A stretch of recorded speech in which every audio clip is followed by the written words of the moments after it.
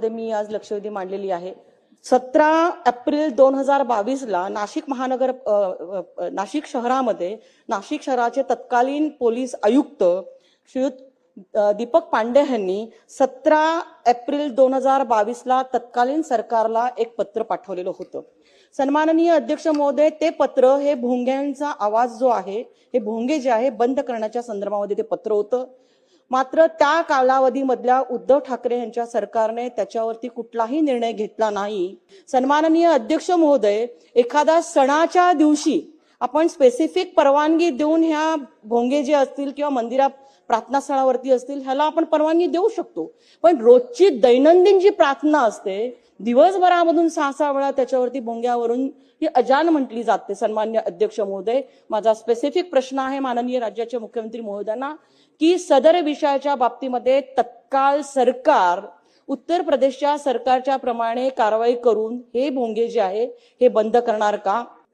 अध्यक्ष महोदय, हे भोंगे तर आपण बंद करू, पण सकाळी 9च्या भोंग्याचं काय करायचं?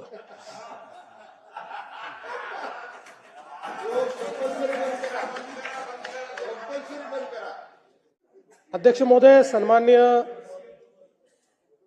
देवयानीताई फरांदे यांनी जो मुद्दा उपस्थित केलेला आहे, मुळामध्ये माननीय सर्वोच्च न्यायालयाने जो आपल्याला आदेश दिलेला आहे त्या आदेशानुसार कुठल्याही प्रार्थना स्थळावर जे काही भोंगे आहेत त्या भोंग्यांची परवानगी घेतली पाहिजे।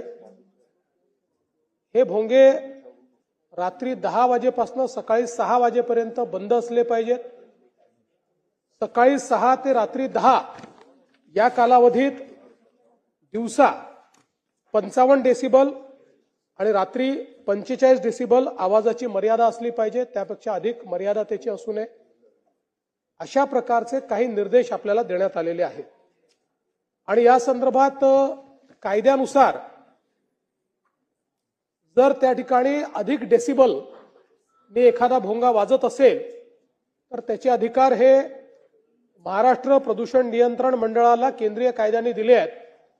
त्यानुसार पोलिसांनी कॉग्निझन्स घेऊन त्यांना कळवायचं आहे आणि त्यांनी त्या संदर्भातलं जे काही पुढची कारवाई आरोपपत्र आहे किंवा कोर्टात केस टाकायची ती त्यांनी करावी।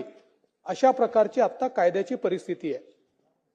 मुळामध्ये हे जरी खरं असलं तरी ज्या प्रकारे या सगळ्या गोष्टीचा अवलंब झाला पाहिजे हा होताना आपल्याला पाहायला मिळत नाही आणि म्हणून ज्या सूचना आम्ही या ठिकाणी निर्गमित करतो आहोत त्याच्यामध्ये कोणालाही सरसकट या ठिकाणी भोंग्यांची परवानगी देण्यात येणार नाही। ती निश्चित कालावधी करताच देण्यात येईल आणि त्या कालावधीनंतर त्यांना पुन्हा पाहिजे असेल तर त्यांनी पोलिसकडनं येऊन त्या भोंग्याची परवानगी पुन्हा तिथे घेतली पाहिजे। दुसरं, ज्या ठिकाणी उल्लंघन होईल 55 डेसिबल आणि 45 डेसिबलचं त्यांना पुन्हा परवानगी देण्यात येणार नाही। त्यांच्या जे काही भोंगे असतील त्याची जप्ती केली जाईल आणि या संदर्भात ताईंनी जी मागणी केलेली आहे त्या मागणीनुसार याचं तंतोतंत पालन होतं आहे की नाही याची जबाबदारी संबंधित पीआयची असेल। पीआयनी प्रत्येक प्रार्थना स्थळात जाऊन हे चेक केलं पाहिजे की भोंग्याची परवानगी घेतली आहे की नाही आणि सगळ्यांना आपण मीटर दिलेला आहे, ज्या मीटरवर डेसिबल मोजता येतं ते प्रत्येक पोलीस स्टेशनला अवेलेबल आहे। त्यामुळे अशा प्रकारे ते डेसिबल मोजून त्याच्यावर जर डेसिबलपेक्षा जास्त अशा प्रकारे आवाज येत असेल तर पहिल्या टप्प्यात एमपीसीबीला सांगणे, त्यांच्याकडनं कारवाई करणे आणि दुसऱ्या टप्प्यामध्ये त्यांच्या परवानग्यांना रिन्यू न करणे अशा प्रकारची कारवाई या संदर्भात केली जाईल आणि अतिशय कडकपणे याचं मॉनिटरिंग जे आहे ते केलं जाईल। एक अजून गोष्ट याच्यामध्ये आहे की आता एक प्रकारे या कायद्यामध्ये पोलीस हे टूथलेस आहे, कारण ही सगळी कारवाई केंद्रीय कायद्यानुसार एमपीसीबीला करायची आहे। त्यामुळे त्याचे जे नियम आहेत त्या नियमांमध्येही काही बदल करणं अपेक्षित आहे. ते बदल झाले तर अधिक प्रभावीपणे आपल्याला याची कारवाई करता येईल आणि म्हणून त्या संदर्भात केंद्र सरकारलाही विनंती करण्यात येईल की केंद्र सरकारने देखील त्या नियमांमध्ये काही बदल जे आम्ही सुचवतो ते आम्हाला करून द्यावे, जेणेकरून त्या बदलांच्या अनुरूप आपल्याला पुढे अशा पद्धतीच्या प्रकरणांमध्ये अतिशय कडक कारवाई करता येईल. त्यामुळे आता या संदर्भात याचं तंतोतंत पालन केलं पाहिजे. ही जबाबदारी संबंधित पीआयची असेल, त्यांनी ते केलं नाही तर त्यांच्यावर कारवाई होईल. या उत्तरामध्ये त्या ठिकाणी असं म्हटलंय की महाराष्ट्र प्रदूषण नियंत्रण मंडळाकडे या संदर्भातले अधिकार आहेत. कायद्याप्रमाणे हे खरंही असेल, पण अध्यक्ष महोदय माझ्या हातामध्ये मुंबई हायकोर्टाची पिटिशन आहे या संदर्भातली. पिटिशन कधीची आहे? पिटिशन 4729 ऑफ 2021 आणि त्याचा निर्णय कधी आला तर आत्ता 23 जानेवारी 2025 हा निर्णय आलेला आहे. पिटिशन कोणी केली? जागो Nehru Nagar resident welfare association आणि the Shivsrushti cooperative housing society. Petition कशा करताय?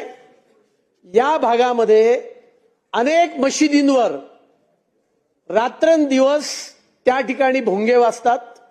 नाही, अतुलजींनी सांगितलं ती वस्तुस्थिती आहे. त्याचा उल्लेख अतुलजी आपण उत्तरात देखील केलाय. आपण बघा, जर उत्तरामध्ये आपण दुसऱ्या पानावर पहिली ओळ बघितली तर माननीय उच्च न्यायालय मुंबई यांच्या दिनांक 23/1/2025 आदेशान्वये ध्वनी प्रदूषण करणाऱ्यांविरुद्ध कारवाई करण्याचे निर्देश दिले आहेत. त्यामुळे आपण जे सांगितलं निश्चितपणे त्यानुसार हा जो काही मुंबई उच्च न्यायालयाने आपल्याला त्यानिमित्ताने निर्देश दिलेला आहे तशा पद्धतीनं त्यांच्यावर कारवाई करण्यात येईल.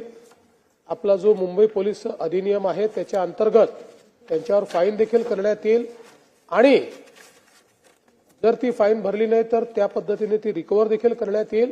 पण त्याच्या पलीकडे जाऊन मी सांगतोय की आता अशा प्रकारे परवानगी घेतली आहे की नाही, परवानगी घेतली असेल आणि उल्लंघन केलं असेल तर ती परवानगी रद्द करणे आणि मग रद्द केली की त्यांना ते लावता येणार नाही. हे एन्फोर्सच आपण करायचं ठरवलेलं आहे आणि त्याची जबाबदारी देखील पीआयवर टाकणार आहोत. त्यामुळे निश्चितपणे आपण जे सांगितलेलं आहे ते पुढच्या काळामध्ये होताना आपल्याला पाहायला मिळेल.